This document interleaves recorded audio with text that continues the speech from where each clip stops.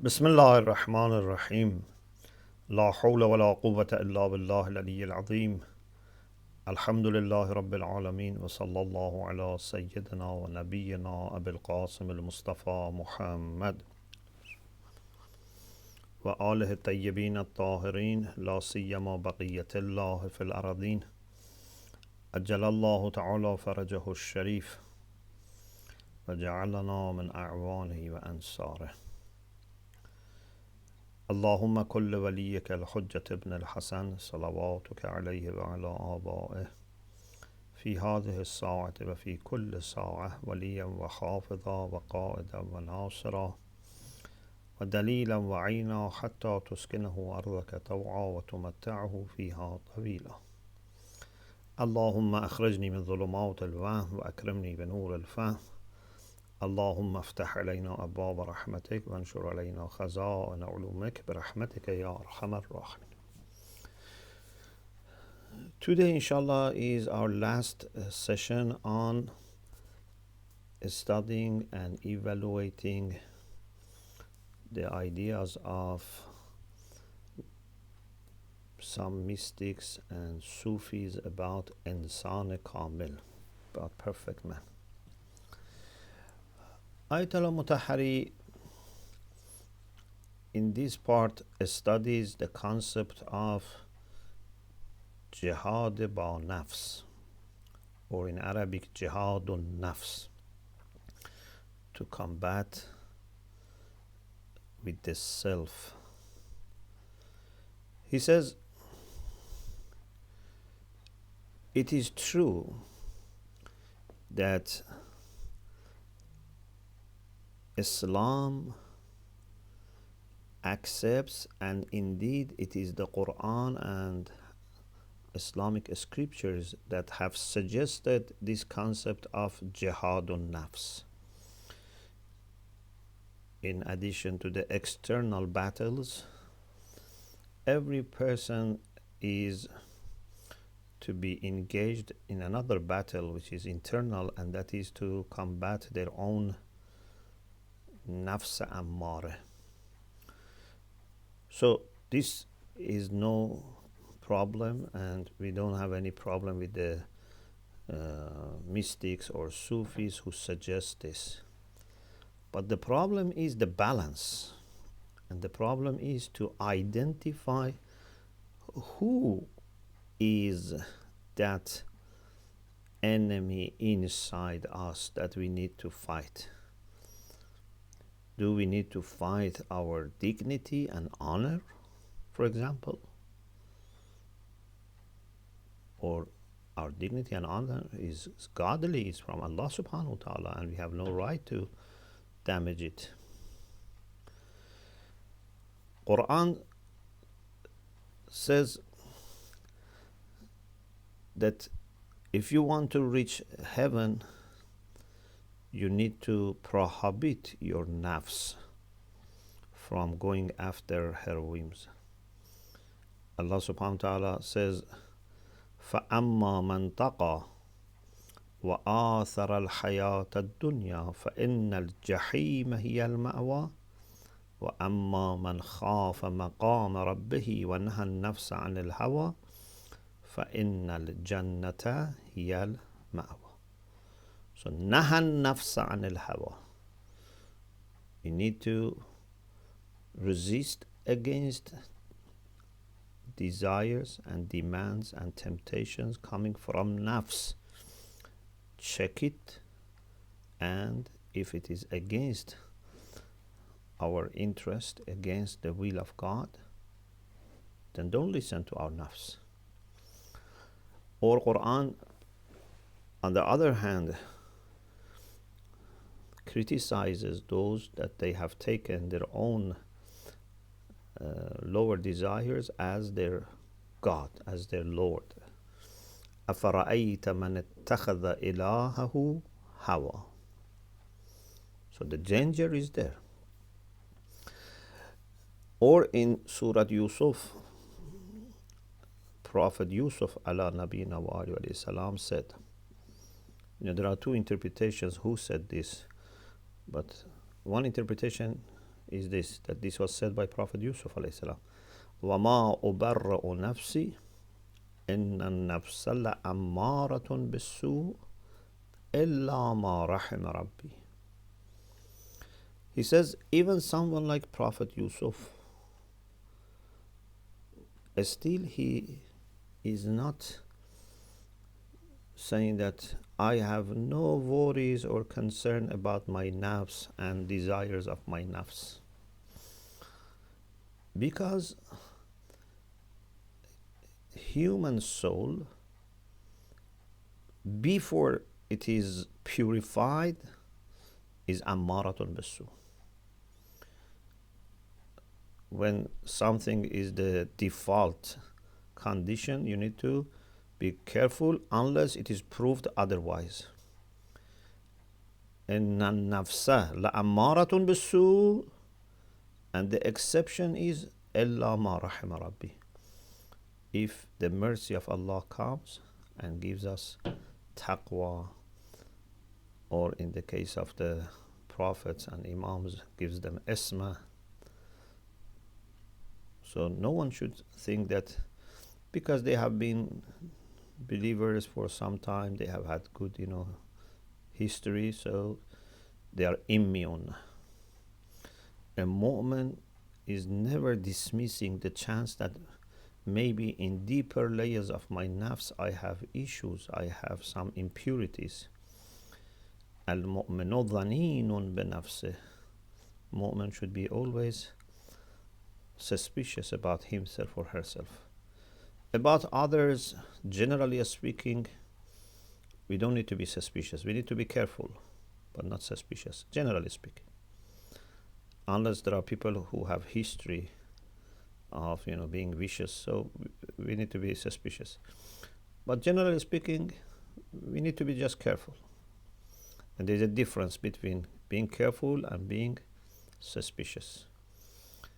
If you are careful, you try to evaluate everything that person says or does carefully without prejudice.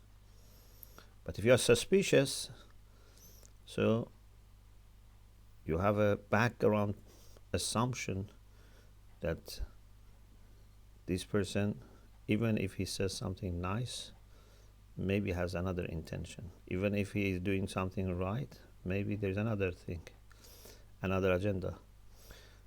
So to be suspicious is not something that we can use it in general, because it puts you in a very defensive mode, and there's a great chance that you may dismiss some of the good things just because you don't want to take any risk.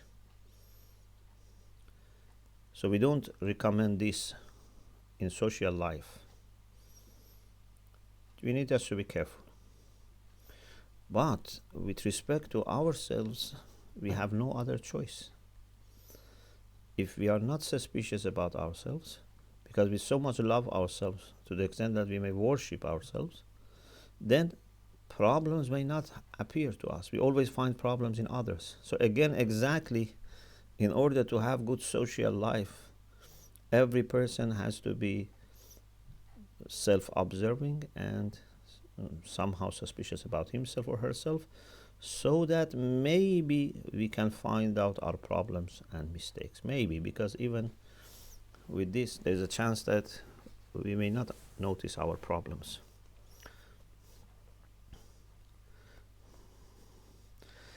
He says that once a group of the companions of the Prophet had returned from a battle, and he says Rasulullah, because he was very wise, so he knew when and how to say things. So he found that this is the right time, that these people who have come from a battle and have actually won that battle, to tell them something about jihadun nafs. So he said, مرحبا بقوم غضبوا الجهاد الأصغر وبقي عليهم الجهاد الأكبر. Well done.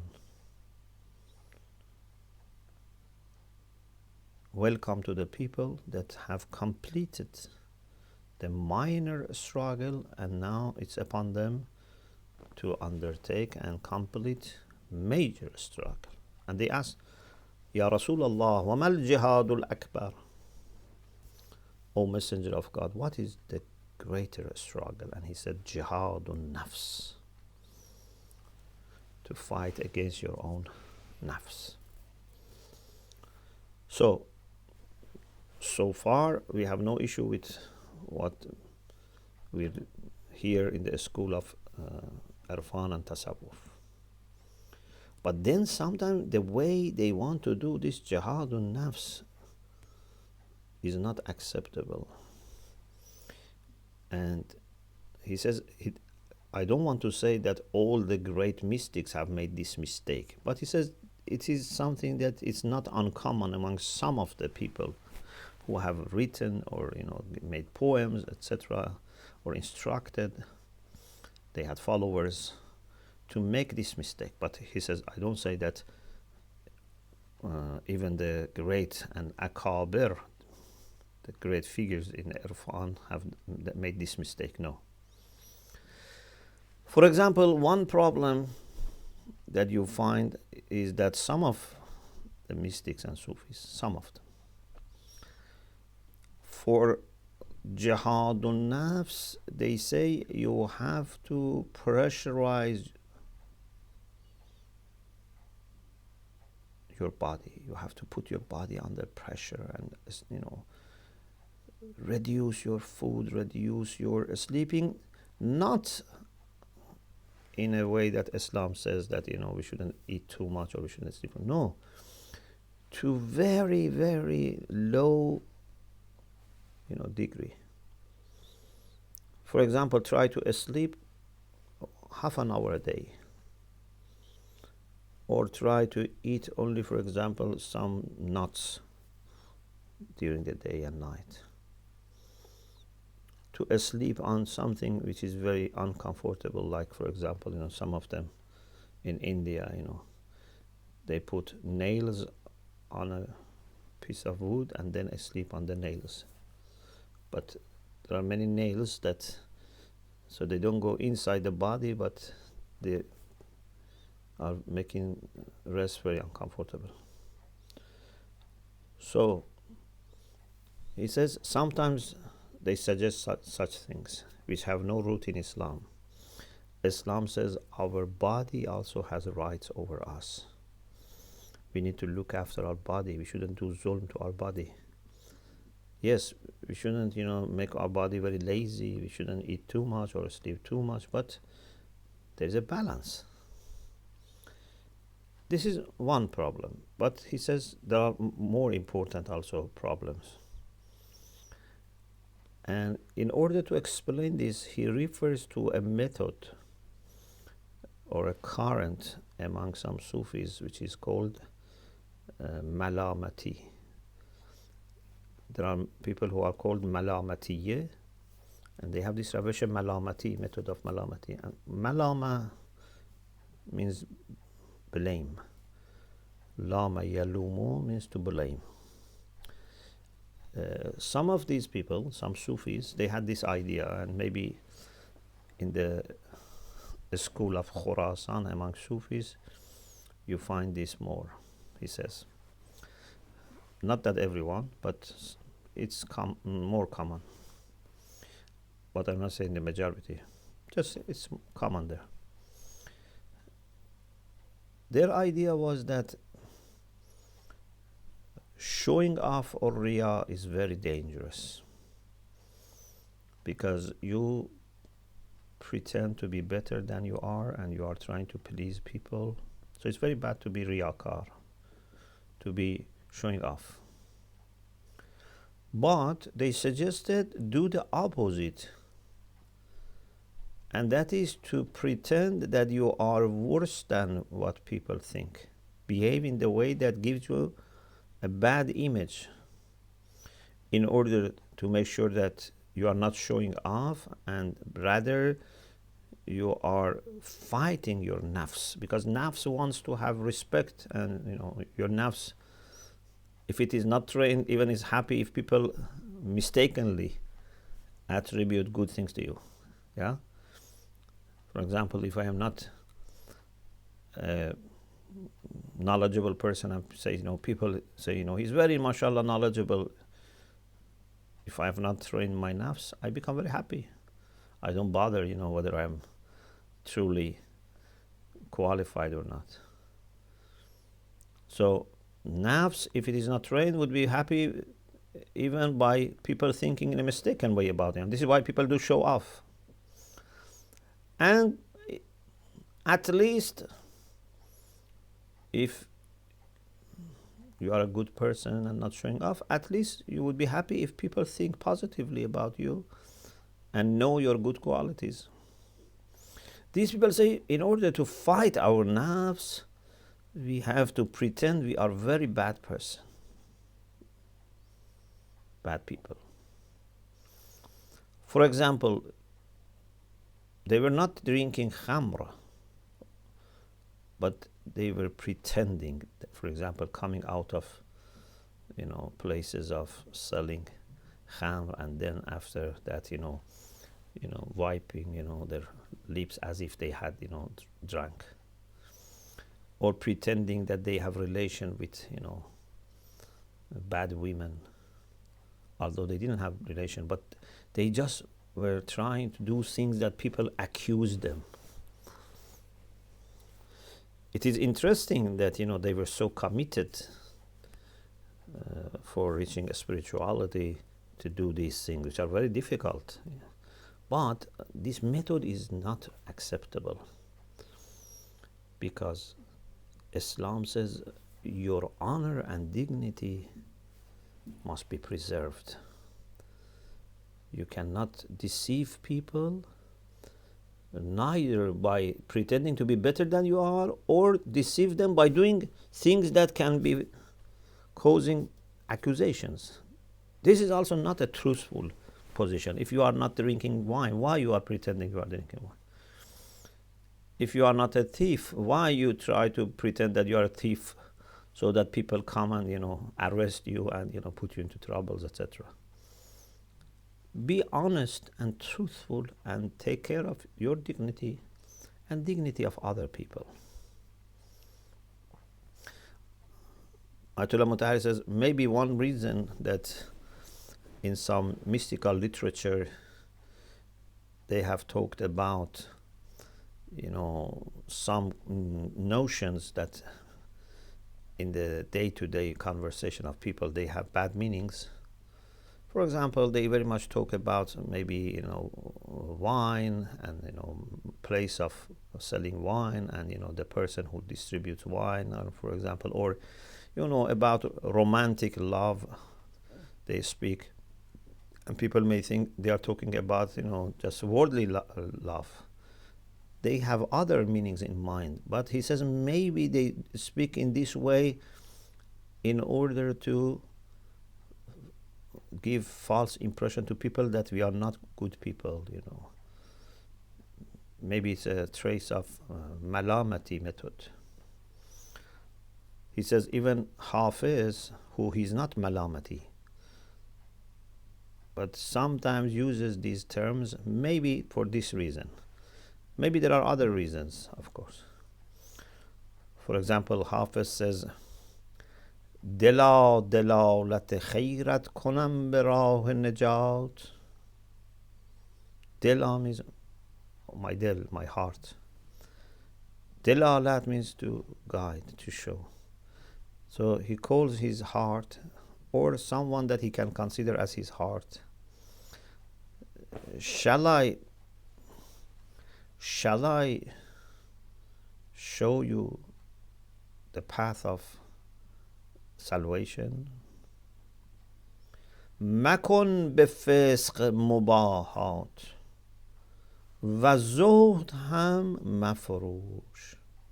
This shows that Hafiz was not malamati, because he says the path of najat, the path of salvation is this, that don't be proud by showing to people that you are sinning. And also don't show off by pretending that you are someone who has ascetic life. In Farsi, we have this expression, Zohd Furushi. Zohd means asceticism. But Zohd Furushi means to sell it to people. It's like showing off.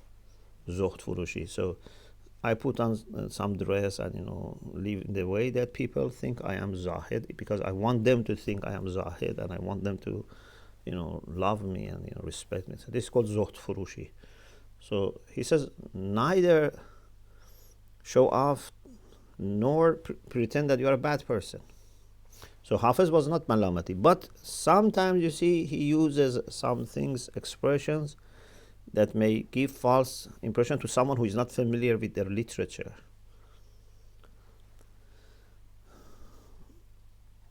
Another issue which we already touched upon but he wants to expand is Sufism and Dignity, Izzat Nafs.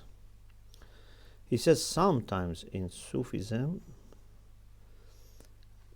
they try to humiliate themselves in front of others, or they welcome others humiliating them.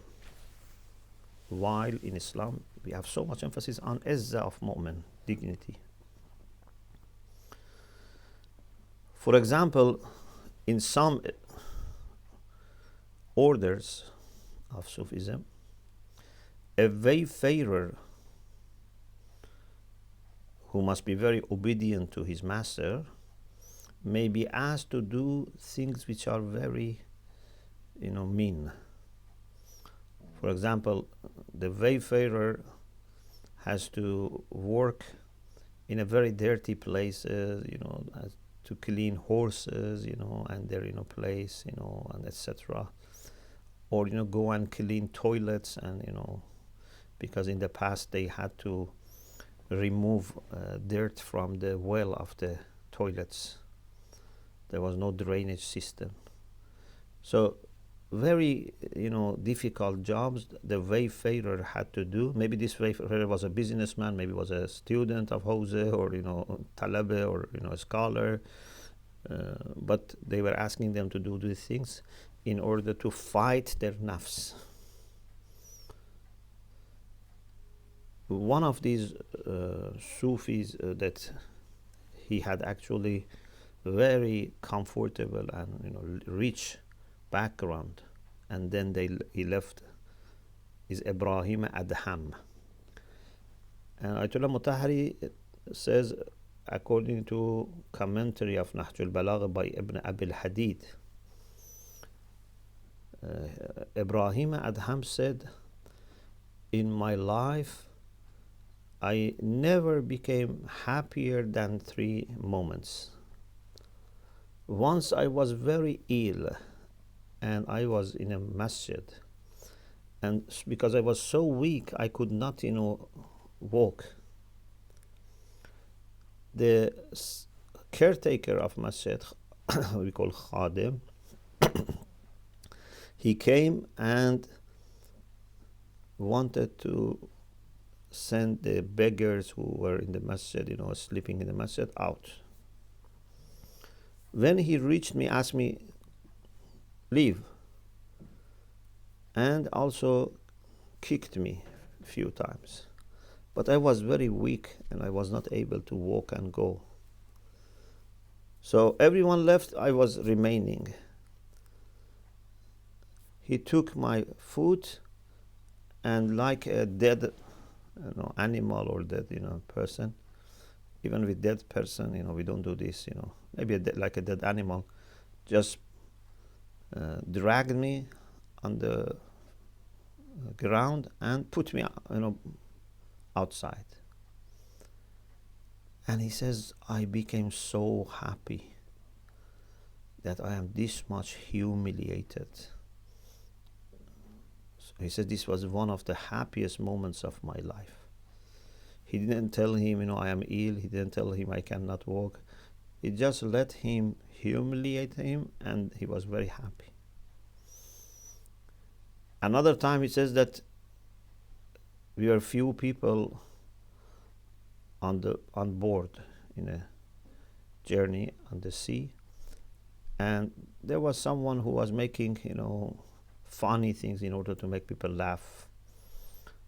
And at one point he said that we went to fight some kuffar, and then there was a very dirty person, and I took his beard, and then in order to show what he did, he looked around to find someone that would be okay to do this with him. And Ibrahim Adham says, when he looked around, he found me the only person to do this with him and show what he had done to kuffar, one dirty kafir, for example.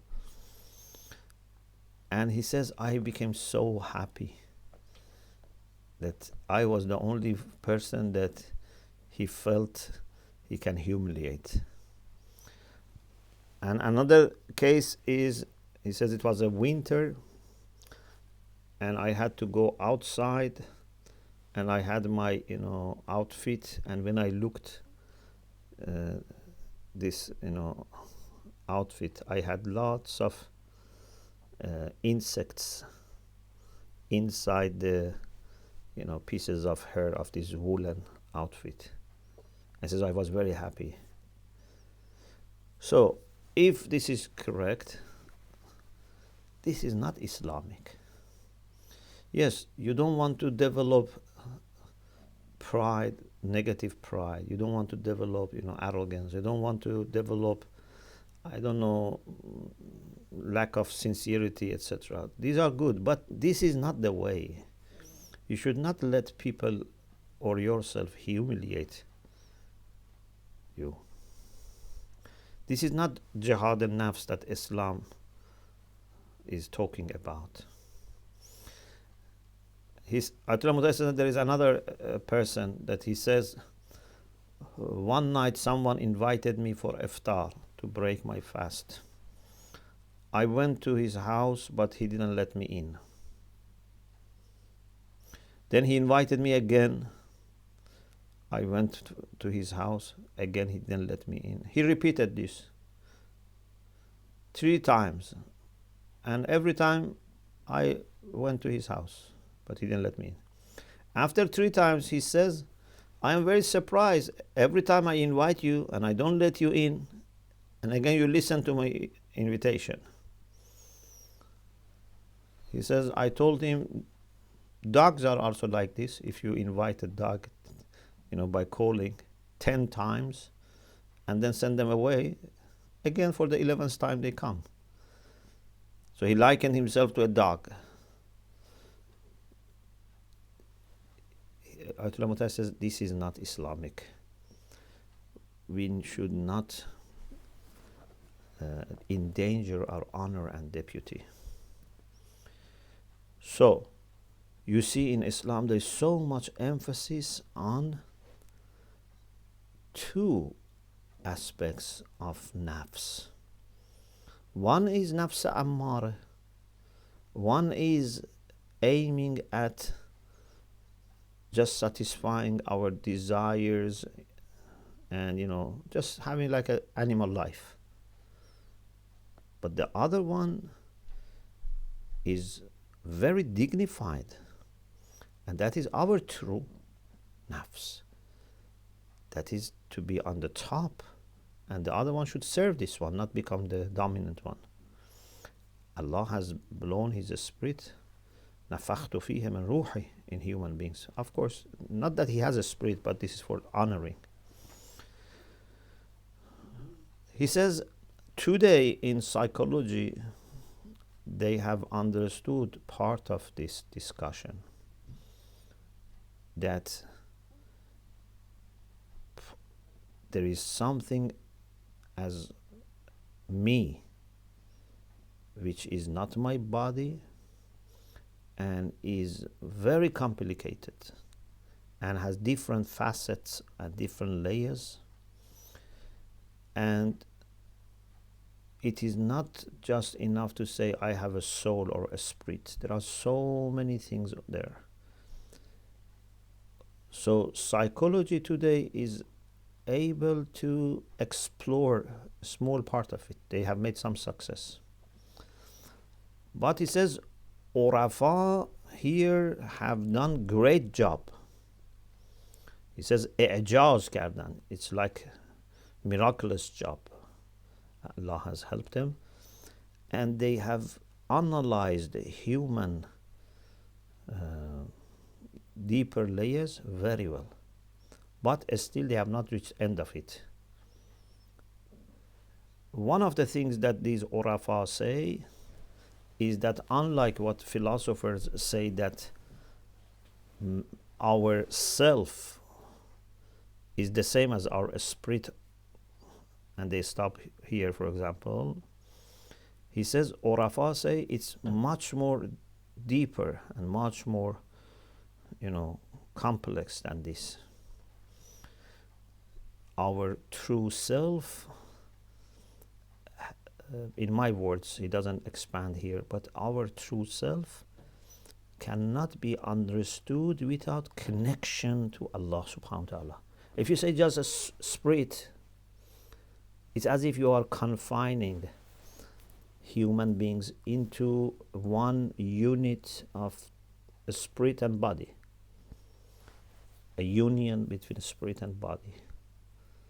It's like, for example, if you think a radio set is just this box with things inside, and you don't know that this has capacity of being receiving signals from a station and then showing something great. A radio set without connection to the station is not really the radio set. It looks like a, an object, just like a toy or, something for decoration. But it's only when it is connected to the station and when you know that it can receive signals that you can appreciate what it is. So mystics say that if you find your true self, you have to find Allah subhanahu wa ta'ala. And the Quran says, وَلَا تَكُونُوا كَالَّذِينَ نَسُوا اللَّهَ فَأَنْسَاهُمْ أَنفُسَهُمْ. Do not be like the people who forgot God and God made them forget themselves. So without knowing God, we cannot know ourselves. And without remembering God, we cannot remember ourselves.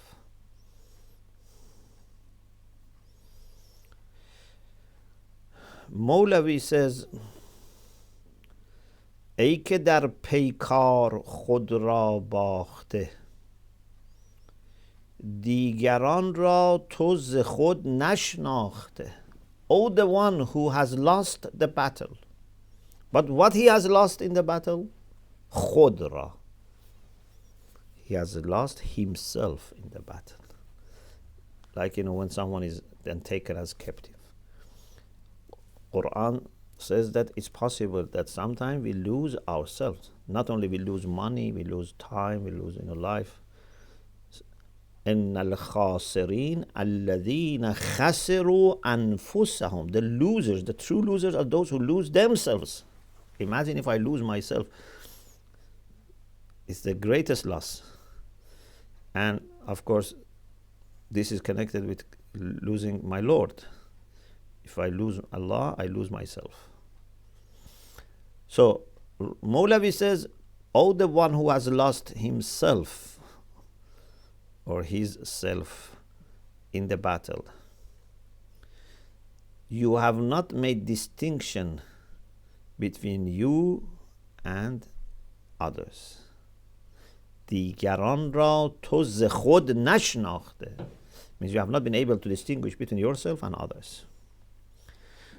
تو به هر صورت که آیی بیستی. بیستی means بیستی. که منم این والله آن تو نیستی. Whenever you take a form, you say, it's me. This is me. But it says, by Allah, you are not that form. You are greater than that. The positions we take, the roles we play, the stages that we go through in the life, we think these are us. But no, these are on the surface somehow. We are greater than all these things. یک زمان تنها بمانی تو ز خلق، در غم و اندیشه مانی تا به حلق. The sign of not discovering yourself is this one sign, that when you are alone and no one is with you, you become so sad. Up to your throat, you are sad. He says, ta bihalq, means full of sadness. Why I am alone? One of the ways of punishing people is that sometimes they put them in a cell alone, the soul, confinement. And Mulavi says, had you found yourself and your valuable self, you would not be suffering if you are alone. این تو کی باشی که تو آن اوحدی، که خوش و زیبا و سرمست خودی. This is not you who is suffering when he's alone. You are that unique reality that is full of beauty and joy. If you had discovered your own self, you would not have felt so bad when you are left to yourself. And Ayatollah Mutahari says the spirit and the truth of and reality of ibadah, which is attention, paying attention to Allah subhanahu wa ta'ala, is helping us to discover ourselves, to regain ourselves. When we are alone with Allah subhanahu wa ta'ala, with the light of Allah, we are in a better position to discover ourselves. So he says, Urafa have very well understood and discovered these points, but in the issue of jihad and nafs, some of them, not all of them, have not given enough attention to the karama and honor and dignity of human beings, and to some methods that they have used. They haven't really found the best methods that would be Islamic. And then he has a discussion about izzat al-nafs, that the same Quran that talks about nafs ammare and nahan nafs an al-hawa, about tazkiyatun nafs, self-purification, the same Quran talks about izzah. وَلِلَّهِ الْعِزَّةُ وَلِرَسُولِهِ وَلِلْمُؤْمِنِينَ. A few years ago we had, alhamdulillah, a series on dignity in Islam. So if you are interested, there are 10-12 lectures about dignity in Islam. You find that dignity is a very, very important topic, and according to Ayatollah Mutahari is the most important value in Islamic ethics. Rasulullah said, "Utlubul hawa'ij bi'izzatil anfus." If you have a need, if you have a request, if you have a haja, okay, you can try to ask people who are able to help you, but with dignity. Don't lose your dignity or endanger your dignity by asking people who may humiliate you, or in the way that can humiliate you. With dignity, try to meet your needs and gain your hajat.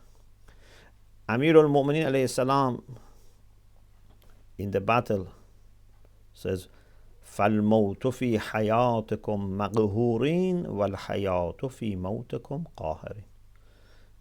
If you are alive but defeated and humiliated by enemies, this is death, even if you are alive. But if you die while you are honored, this is true life. Or Imam Hussein alayhi salam said, Mawtun fi izz khayrun min hayatin fi dhul. Death with honor is better than life with humiliation, with losing dignity. Or the famous saying of Imam Hussein alayhi salam, that ألا وإن الدعي ابن الدعي قد ركض بين اثنتين بين السلة والذلة. I have been given a choice by Ibn Ziyad, and that is to choose between sword and humiliation. وَحَيْهَاتْ مِنَّ الذِّلَّةِ. Zillah cannot reach us. We are very far from Zillah. And it's not my, like a personal preference. يَعْبَ اللَّهُ ذَلِكَ لَنَا وَرَسُولُهُ وَالْمُؤْمِنُونَ وَحُجُورٌ طَابَتْ وَطَهُرَتْ. This is against everything valuable. This is against what Allah wants from us. This is against what Messenger of God wants from us. This is against what believers want from us. This is against the upbringing that I have received from my pure mother.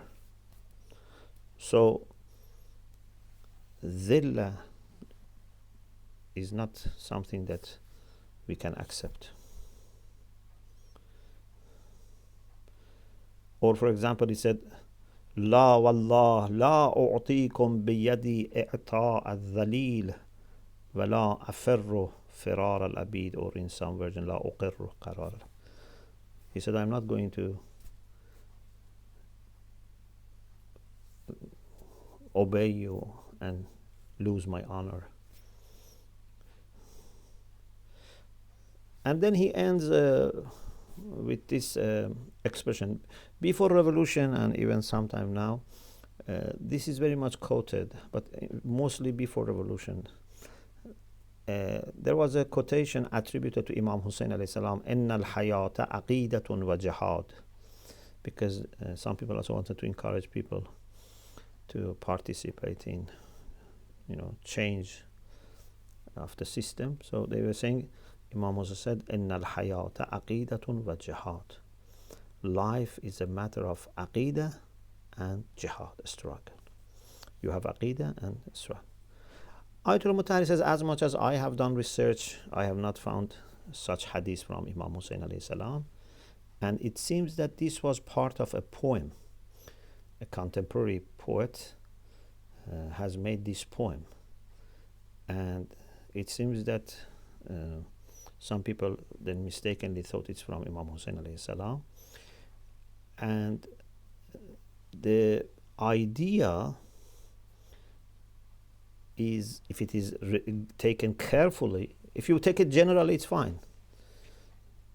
In the sense that you have to have aqidah and, stand by your aqidah.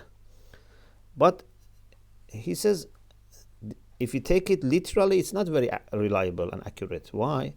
Because it says, aqidatun, one aqidah, wa jihadun. Then it says every group of people, they can say, okay, we have one aqidah, we have one ideology, one religion, and we fight for it, or we struggle for it. Because it says aqidatun. So any person can say, I have aqidah and I am struggling for the sake of my aqidah. So he says, we don't need to, quote this, because this is not, first of all, proved to be from Imam Hussein, and secondly, it has some issues. But the main idea, yes, we have so many quotations that show that life is worth living if you manage to defend your dignity and honor. Not that you give away your dignity and honor and accept to be humiliated just in order to continue a few more days of eating and drinking. So, our discussion about the school of Irfan and Tasawwuf, about insaan-i kaamil, alhamdulillah, finished, completed. And in the next session, inshallah, we will talk about the school of power. Those who think that the perfect man's most important characteristics is power. We will talk about it inshallah next week. Alhamdulillah Rabbil Alameen. May Allah bless you. Very inspiring and informative talk. I really enjoyed it. Alhamdulillah. So now the floor is open for Q&A. So if the participants have any questions, please utilize our raise hand option. Okay, so the first question is coming from Brother Javad. Brother Javed Akhtar, please. Bismillahirrahmanirrahim. Assalamu alaikum. Alaykum assalam wa rahmatullah. Jazakallah. I am Javed Hassan Akhtar from Dera Ghazi Khan, Pakistan. MashaAllah. Thank you very much, Agajan. You're welcome. A very good dars on Nafs, Jihad Nafs and Izzat Nafs. Can you share a few words on Nafs Lawama, another term? Yes. For my understanding. Sure. So, according to the Quran, human beings have different stages. One stage, which is the one that we start with, most of us start with, is Nafs Ammara. But then it can be transformed into Nafs Lawwame. Lawwame, instead of asking us to do bad things, blames us if we do bad things. This is Lawwame. And then it is Nafs Mutma'inne, which is even higher than Lawwame. So Nafs Lawwame is a kind of situation in between Nafs Ammare and Nafs Mutma'inne.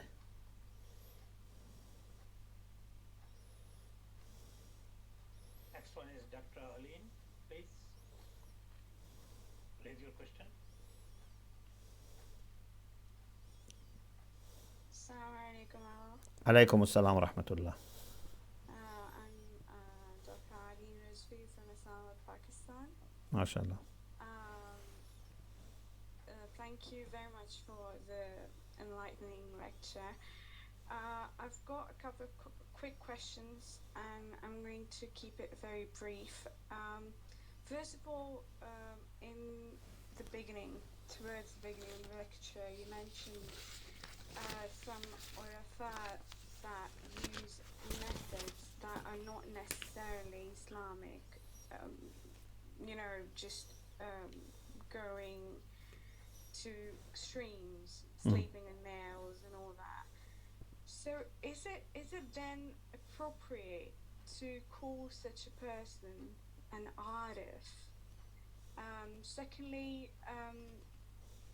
the other question, somewhat related to the first one, is that I've heard from scholars, and I'm not going to name names here, that there have been urafa in this time and day who were able to separate their soul from their body. So I would like for you to shed some light on that, soul and body, and is it whether or not if it's actually possible.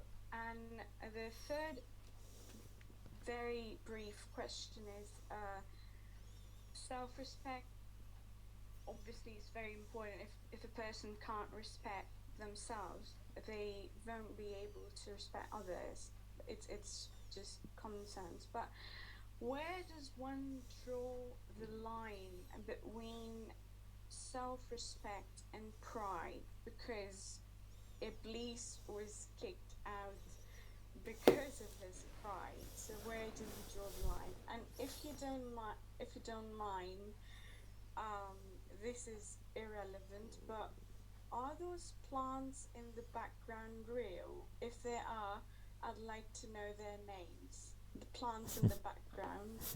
Uh, if I may take the liberty to ask if they're real, and if they are, I'd like to know what they are because I'm a plant enthusiast. Thank you very much. You're welcome. Thank you. There's a Masadar. May Allah bless you, inshallah.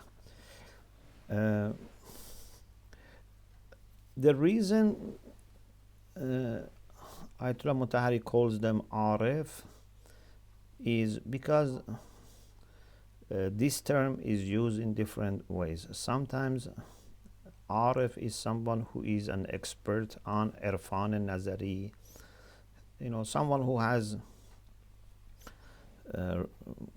compiled books about Irfan, has been teaching about Irfan, or even some of them have practically been involved in Irfan, and everyone calls them as Arif, but we may disagree with them. So we don't want to undermine their achievements, but it doesn't mean that we consider each of them as also Arif. So it's the way someone is recognized in the literature. But many of these people are people that we don't follow, and we don't we are trying to see what good things they have said or done. We take it, but these are different from people like Allama Tabatabai, or Ayatollah Bahjat, or Ayatollah Qadi Tabatabai, or other people who were very, very knowledgeable, but at the same time very much practicing to the least of the rulings. And so it's a way that they are known, and this is why also sometimes we say Arif, sometimes we say Sufi, or we say Arif and Sufi, because we don't want to say that these are definitely all the same level. About separation of body and soul, yes, this is very much possible, and indeed this is one of the early things that happen for a wayfarer towards Allah subhanahu wa ta'ala, and we have lots of reliable reports about this from people that we have no doubt about them. In the method of Ma'rifatun Nafs, which Allama Tabatabai has learned from his teacher, and then it's reaching Ayatul Akhund Mullah Hussein Quliya Hamadani, etc.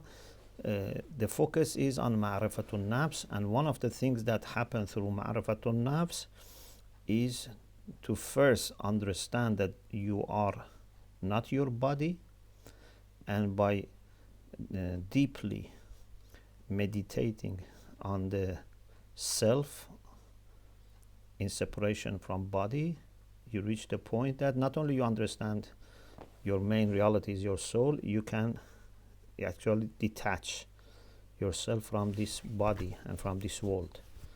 This is something that is very possible. And there's a beautiful story of Hakim Haydaji that in some of lectures I have mentioned, that he was teaching philosophy and he was against this. He was arguing that this is not possible.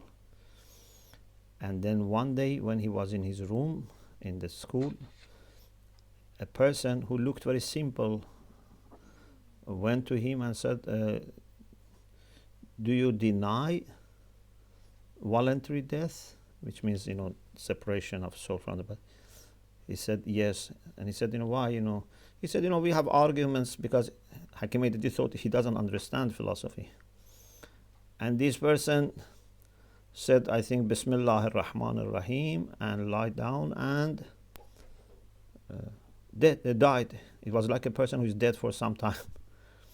Hakim was so much, worried that, what should we do now with this dead person? And, people may think that these talabah and their teacher have, killed someone here. So anyway, they took some measures. He called people to come and, see what we should do.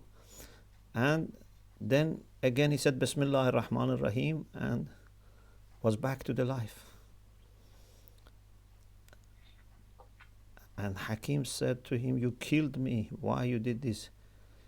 And he said, Agha, you cannot understand these things only through studying. So his life pattern changed, Hakim Haydaji. After that, he spent lots of time on tahajjud, ibadah, contemplation, and he reached very high positions. Even he was very much aware of his death, etc. So this is something that, according to people that we are very much trusting them, it's very possible and also common. Regarding self-respect and pride, yes, I think I try to make the distinction. So arrogance or negative pride is the problem, and that comes when we are not able to see our problems and we try to be claiming greatness that we don't have, and also normally comes with feeling superior to other people. So it starts with exaggerated view about ourselves and also humiliating others. But self-respect means that you see value in yourself and you see value in other people. But you are suspicious about yourself and not about others. So it puts you in a very good position that you can see positive points in all human beings, including yourself. You can also see there are areas that you need to be grateful to Allah because you have some positive qualities or actions, and there are areas that you have to work on yourself.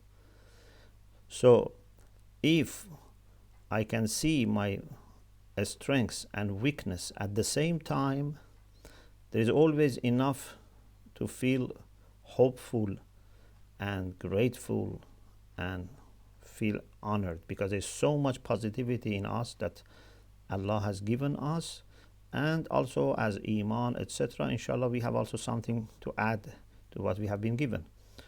But if I don't see anything negative in me, or I don't see anything positive in me, and I have become either arrogant or hopeless, these are extremes. So we have to find the balance. Sometimes there are people who are so much losing their confidence that we need to give them hope, and we need to make them able to understand their own beauties.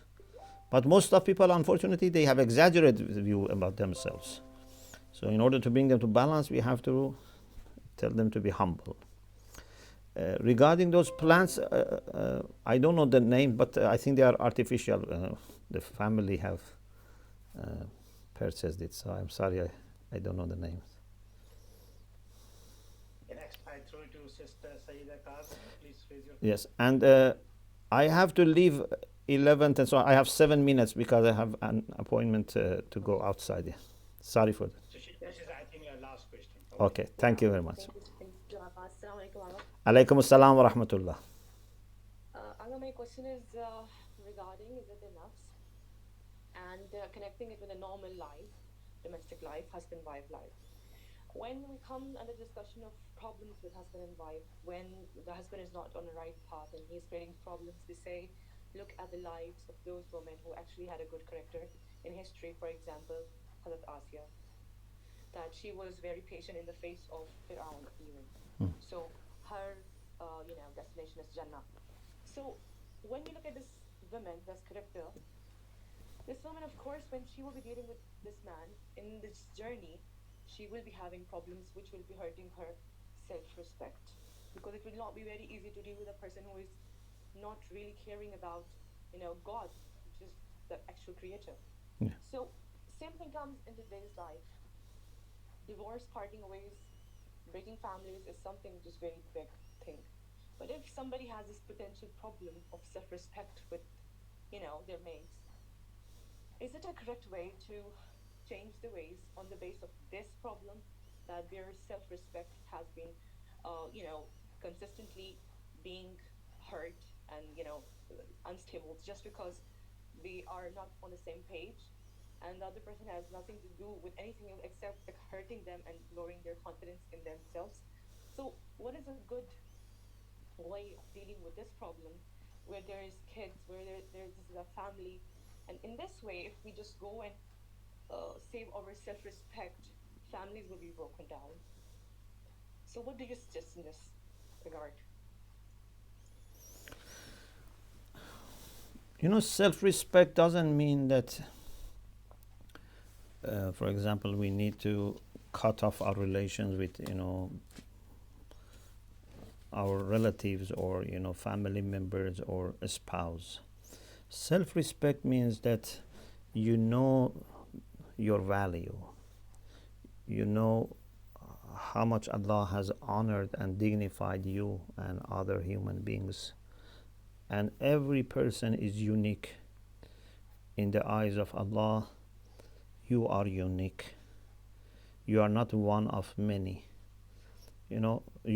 If you have children, you understand that for you, every child is unique and is special.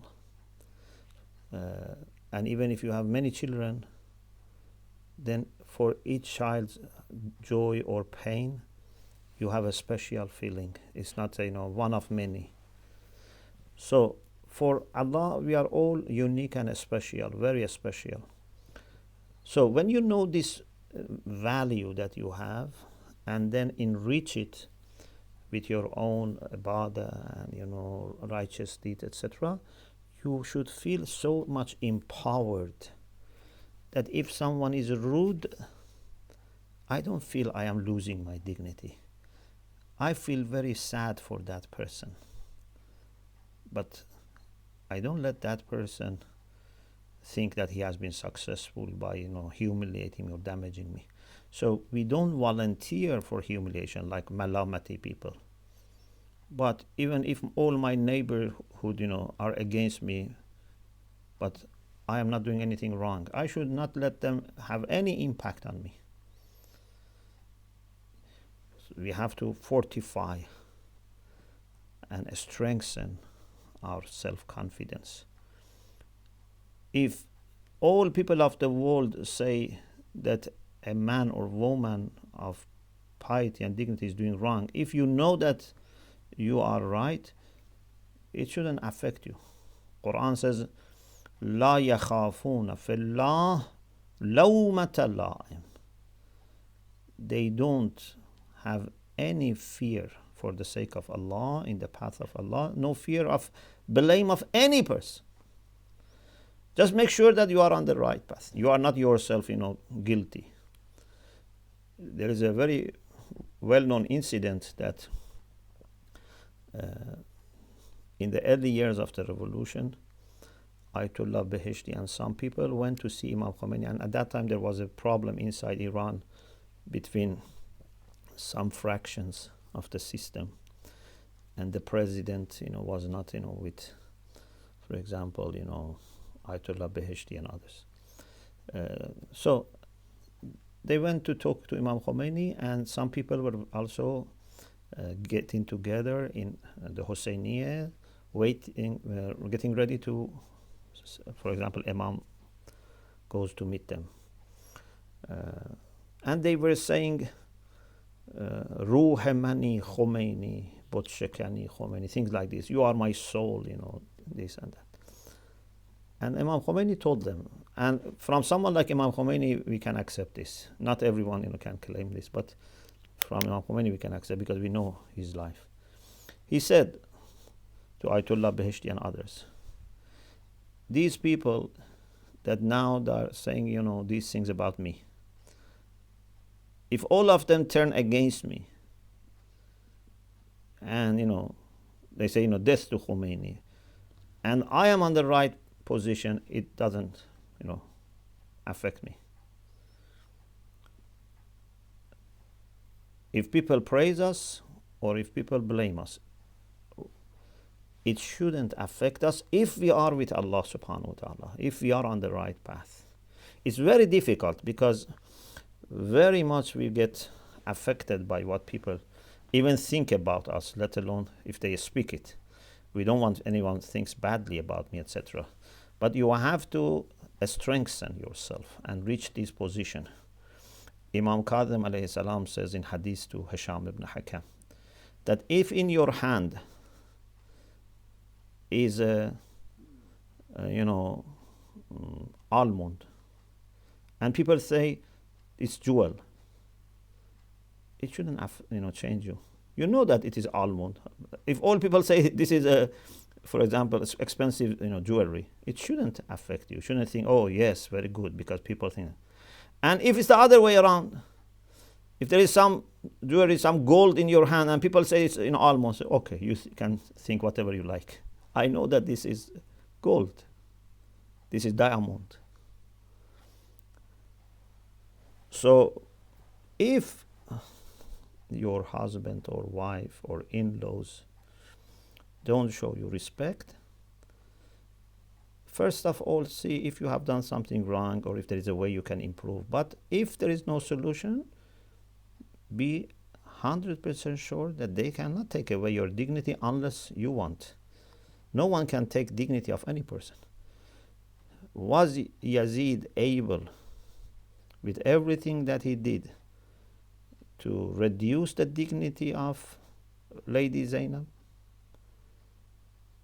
Although they were taken as captive, they were forced to go from one place to another place, to sit here, to sit there, But they didn't manage to change their dignity. A lion is a lion even if it is in the cage.